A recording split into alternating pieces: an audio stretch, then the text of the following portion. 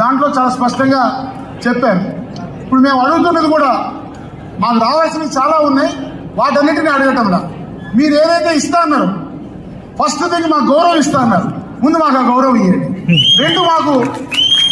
రెండు మాకు పిఆర్సీ వేస్తామన్నారు, అది వెయ్యండి. ఐఆర్ ఇస్తామన్నారు, అది ఇవ్వండి. అలాగే సిపిఎస్ జిపిఎస్ విధానాన్ని సమీక్షించి ఒక ఆమోదయోగ్య పరిష్కారం చేస్తాం సంవత్సరంలోగా అని చెప్పారు. నిన్నటితో సంవత్సరం ముగిసింది. మరి దాని సంగతి ఏదో చెప్పాలి. ఇక మరొక ప్రధానమైన అంశం దేశవ్యాప్తంగా ఉంది సార్ ఈ సమస్య. దీనికి సుప్రీంకోర్టు ఒక నిర్దిష్టమైనటువంటి పరిష్కారాన్ని సుప్రీంకోర్టు నిర్దేశించింది. ఈ కాంట్రాక్ట్ అవుట్సోర్సింగ్ వ్యవస్థ, దీనికి ముందు కంటింజెంట్ వ్యవస్థను ఒకటి ఉండేది సార్. ఆ కంటింజెంట్ వాళ్ళు చచ్చిపోయిన వాళ్ళు చచ్చిపోగా, రిటైర్ అయిన వాళ్ళు రిటైర్ అయిపోగా 3,500 మంది అంతమంది మిగిలారు ఆంధ్రప్రదేశ్ రాష్ట్రంలో. రాష్ట్ర విభజనలో తెలంగాణకు పోయిన పోగా ఇప్పుడు వాళ్ళని రెగ్యులేట్ చేయాలి. వాళ్ళ తర్వాత కాంట్రాక్ట్ వాళ్ళు.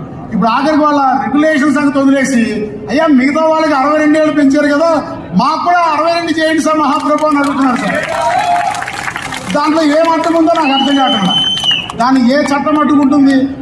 ఎందుకు అంటే ఎక్కడో మా పట్ల ప్రభుత్వం ప్రాధాన్యతాక్రమమైన దృష్టి ఇంకా రాలేదని మేము అభిప్రాయపడుతూ, ఆ ప్రాధాన్యత ప్రభుత్వం దృష్టికి రావడం కోసమే, రప్పించడం కోసమే నేడు ఈ సమావేశం నిర్వహణ యొక్క ఆంతర్యం అనేటువంటి విషయాన్ని మనం